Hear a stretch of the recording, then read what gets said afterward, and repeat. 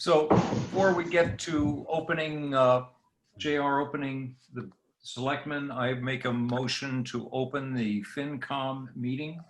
We'll do that at 6:58. We do have a quorum. I have recorded a quorum. I've got the members besides myself, Linda, Jean, Katie, and Paul. Did I miss anyone? No? Okay. That's it. That's the quorum for FinCom.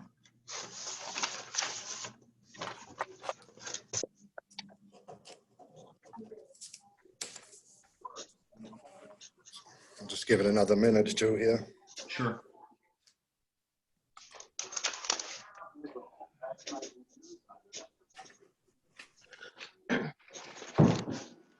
An operational question, perhaps, if that's all right. Yeah, sure. For those of us that don't have a screen face up, I see hands available for those with faces up. How would we, without interrupting procedurally, come the time, how would we not step on each other with only a blank, without a face on it? Can anybody address that? Yes. On your sidebar, if you click on participants, Yep. in the bottom of the sidebar, there should be a raise hand. In other words, when you click on that, a blue hand will come up next to your name and we can find you and recognize you. All right. All right, Joe. Thank you Joe's for on that. board. Thank you, Marshall. Hi, Joe. Hi, everyone. Welcome. Gene? Yes. All right, I guess I'll motion to open. Second. All those in favor? Aye. Aye. Please join me in a pledge of allegiance. I pledge allegiance Allegiance to the flag To the flag of of the the United States of America, to the to the republic republic for which which it stands one nation, under God, indivisible, with liberty and justice. for all. Well done. All right, thanks for coming tonight. I'm going to kick it off with an update from our Emergency Management Director, Chief Michael Riley. He's got a COVID-19 situation update, an update about potential beach closings, and some information about town meetings and elections. Okay. All right, I'm unmuted, so if everyone can hear me. Not much has changed since last week's update as far as the procedures go for COVID-19. We're still, the stay-at-home order is in place, stay at home as much as possible, the hygiene, the social distancing, all that is in place. Earlier this week, President Trump extended the social distancing mandate until the end of April. And just today, Governor Baker extended it in the Commonwealth until May 4th. As such, we just have to remain vigilant in our social distancing practices. We want to slow the spread. We can get back to normal life as soon as possible. If we don't slow the spread, this thing can last for months more. So as far as the beach goes and as far as our coordination goes, we're coordinating with Newburyport Emergency Management. I've been in close contact with them about preparing for potential beach closures. I know New Hampshire has already issued the order to close all their state beaches. I know Cranes Beach to the south of us, that's a private beach owned by the trustees of the reservation of the Crane Estate. They've already closed, which means it's going to force more and more people that want to go to the beaches that remain open. Governor Baker is considering beach closures if it gets out of control. I know in talking to the Ipswich Police Chief recently, 2 weekends ago, there were 1,700 cars in the Cranes Beach parking lot, which prompted the trustees to say the social distancing isn't working. Their parking lot was like a tailgate party, and it prompted them to close. We're going to monitor it closely, and through John, I invited John to join us tonight in the meeting. John is running all police operations, and we're going to monitor it very closely. We're going to see, especially this weekend, the weather is supposed to be a little bit nicer. We're going to see what it entails this weekend, how impactful it is. And if the last thing you want to do is close public spaces, especially with the government and the governor and everybody telling you to go out and take a walk, go out and enjoy the beach. taking a walk doesn't mean spending the whole day at the beach. Taking a walk means take a walk on the beach and leave, so other people can enjoy it. I'd rather not have 3,000 people try to cram onto our beaches, because then social distancing is pointless. So we're going to monitor it closely this weekend, and see what happens. And as the weather gets warmer and more people come out, we'll keep monitoring. Not me. So Can everyone please mute themselves except for the chief? we're going to continue our practice and our monitoring, and then we'll come to the board with a recommendation. If the governor hasn't come out with a recommendation that all state beaches be closed, at some point, it's not out of the question that we're going to ask between the city of Newburyport and the town of Newbury to close the beaches on Plum Island if it's out of control. And I'm going to leave that to the deputy chief who's running the patrol operations to make that determination and report back to me on this. But we will be monitoring it very closely. We're considering all options, but obviously we haven't made any determinations. I know I've had a lot of conversation today. There was a signboard placed at Plum Island Airport yesterday, and I've had many phone calls and many emails. And the signboard said that that Plum Island was closed to residents only.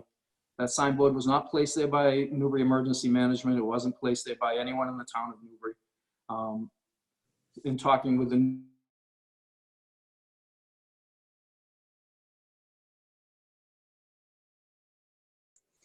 Mike, you're muted. You need to go back and unmute yourself. I don't know how I got muted. I How couldn't long hear have the I been muted? last Um, couple, 30 seconds. About the beach. Okay. There was a sign up on the beach. Yes, there was a sign placed on the beach at Plum Island Airport yesterday. It said that Plum Island was closed and restricted to residents only. I can assure you that no one from the town of Newbury put that sign there. No one from Newbury Emergency Management, or in speaking with the Newburyport Emergency Management director, he had no idea that that sign was being placed there. So it has been shut down. There are no plans to close Plum Island to residents only. I want to assure people of that. But as far as the beach goes, we're keeping a close eye on it. We're going to monitor the situation. And if it gets out of control, I might be coming back to the board with a recommendation. You know, I can't be putting our first responders and other people in harm's way trying to get close to people to advise them about social distancing. That's just counterproductive. So if people can respect the social distancing and respect the resource and use it the way it's supposed to be used, then I see no reason why we shouldn't be able to keep the beaches open. But, you know, as these things progress and people become more stir crazy, different things happen. So we'll report back to you as far as any of those recommendations. I've been getting a tremendous amount of emails from people that want us to leave the beaches open, and equally a tremendous amount of emails from people that think it's irresponsible for us to leave the beaches open. So there's no right answer. We have to monitor the situation, hope that the state comes up with some guidance, and we'll follow whatever guidance they come out with. Because I know Newbury, and talking to my fellow emergency management directors, we're not the only town in this situation. And all the other emergency management directors are doing the same thing. They're monitoring the situation. And if it gets worse, they may go to their boards or mayors or city councils to take action on a local level. As far as the social distancing mandates go, I made a strong recommendation today, and I sent the recommendation to the town administrator, who sent it on to the Board of Selectmen, about postponing town meeting and the town election until the social distancing mandates are lifted. And at the town meeting, I know how important town meeting is, and I respect how important town meeting is, but the safety of our population is more important than a timely town meeting. And at the town meeting, we generally get 250, 300 people, many of whom are right in that age range that are most vulnerable, and we're bringing them all together, which is against the government mandate of 10 people gatherings. As well as I spoke to Superintendent Forget this morning, and he's reluctant. He'll do what the town mandates, but he's reluctant to open the building. That the Newbury Elementary School has been closed since the elementary school closures and the secondary school closures. It's been disinfected. and he's very reluctant to open it to the public before May 6th, when the children are scheduled to come back to school. So that's the first thing. As far as the election goes, one of the polling stations is in a fire department, which we closed all public safety buildings to the public for obvious reasons. We can't be exposing our first responders unnecessarily and bringing every member of the voting public from that precinct into the fire station to vote. It just seems irresponsible to me at this point. Not to mention that all of our election employees are in that vulnerable range as far as ages go. So I don't want to expose them either unnecessarily. So my strong recommendation to the board is to postpone it until the state and the federal government lift the social distancing mandates. Whatever date that is, that's up to the board to decide. But I mean, I don't know what the legality is as far as postponing something indefinitely, but if you choose a date, and I'll have Tracy, if Tracy's on, I'll have Tracy speak to that, because I don't know the ins and outs. I'm just public safety. So that's my recommendation to the board. I will answer any other questions you want before I mute myself and let Tracy or JR or whoever needs to take over, take over. Tracy, can you hear us? I can. Can you hear me? Yes, we can. Okay, great. Thank you, Chief Riley. We've had a lot of information coming fast and furiously, and we've been trying to keep up with it all. I've been in contact with the town clerk, the town administrator in Raleigh, as well as the town manager in Salisbury, to try and coordinate, potentially coordinate our election date, assuming that we would have to make a change. At this point in time, the town clerk is in agreement as well, based on Chief Riley's recommendations, which we're all supportive of changing the dates. I had no idea the logistical dominoes that really go into our town meeting planning until we had to consider making a change. I think everybody's aware of the fact that the public hearings have not been able to occur. So the zoning changes, the planning board wasn't able to go forward with those. So at this point in time, the draft warrant that I provided a couple of weeks ago is kind of where we're still at. So changing our dates makes perfect sense at this point in time, even beyond the safety aspect. Right now, we are looking at a potential town meeting date of June 9th. That's Tuesday, June 9th. And our annual town election would follow the next week on June 16th. In addition to that, the town clerk recommends reduced hours, as has been provided for in the legislation. Basically, in an effort to promote the no contact method of voting, we would look to the board to vote polling hours from 12 to 6 p.m. on that date, and that would give the workers more time to process the absentee and early voting ballots, as well as reducing the contact for the election workers. And obviously, we're going to promote that people vote early, vote by absentee ballot as much as possible. So I know it's not ideal. It's certainly getting close to the June 30th fiscal year close. But really at this point in time, I don't see that we have an awful lot of alternatives.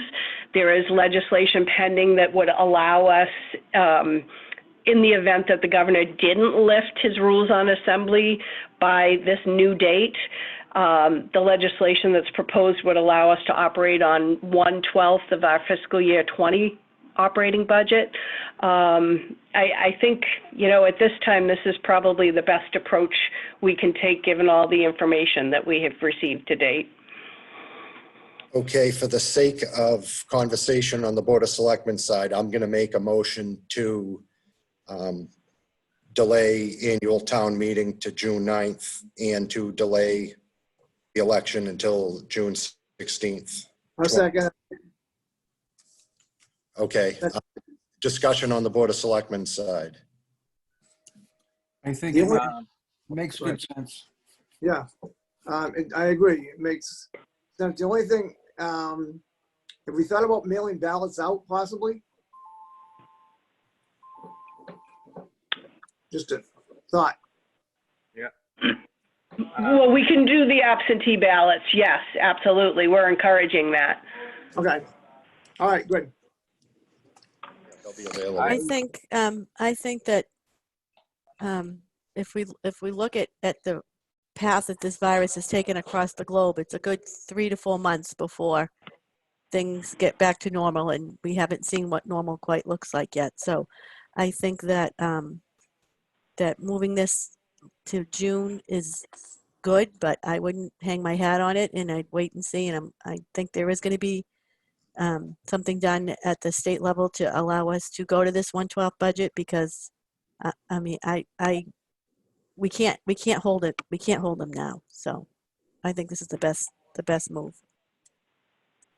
I tend to agree with Alicia that I'm not entirely sure everything's going to be in the all clear by June. I sure hope it is, but and I'm also a little hesitant to reduce the hours of the election.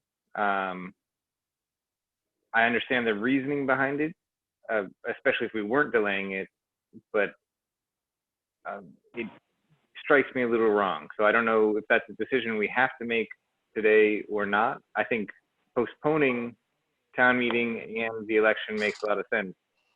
I just don't know if it makes sense to set a date and then have to reset it later or not.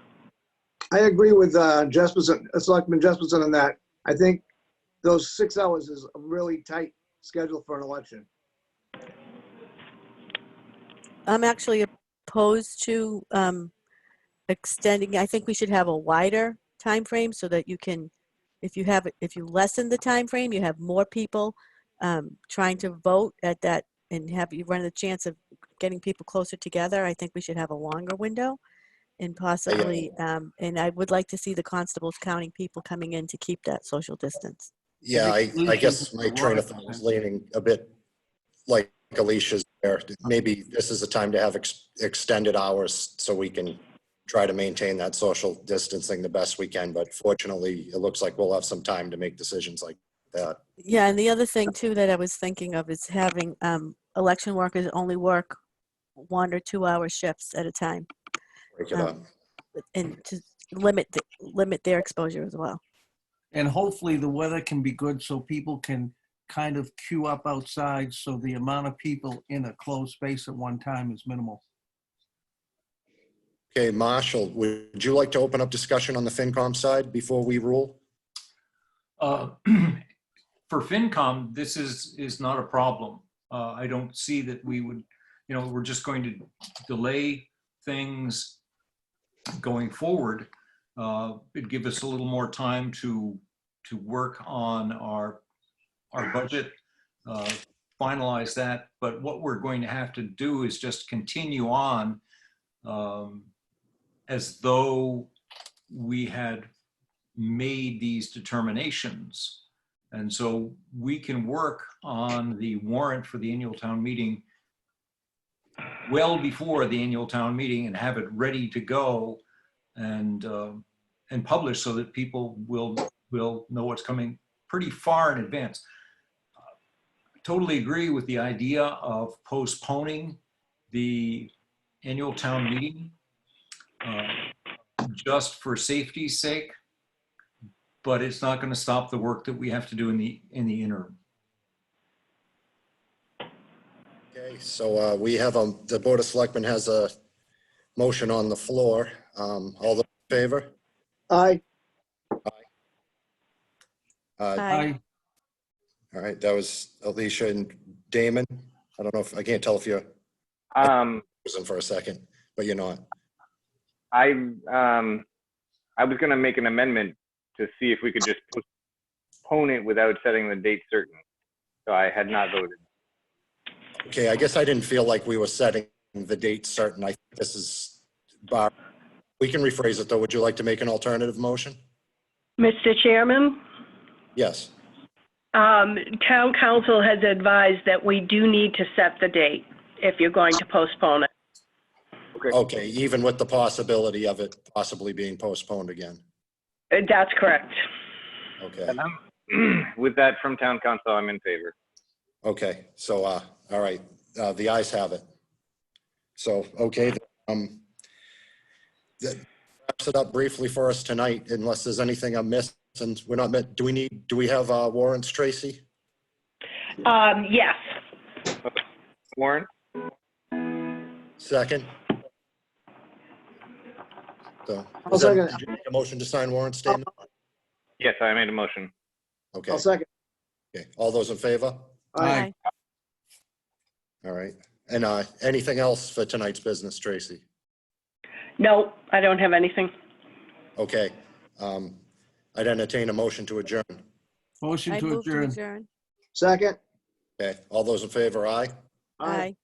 Thanks Okay, for joining this for FinCom. episode of Hollywood Squares. I'm Chuck Woolley, and we'll see you tomorrow night. For Jeff, FinCom, we'd also entertain a motion to adjourn. So moved. All those in favor? Second? Aye. Aye. Aye. All right, Okay. thanks, everybody. Those As we citizens keep working, this will get smoother.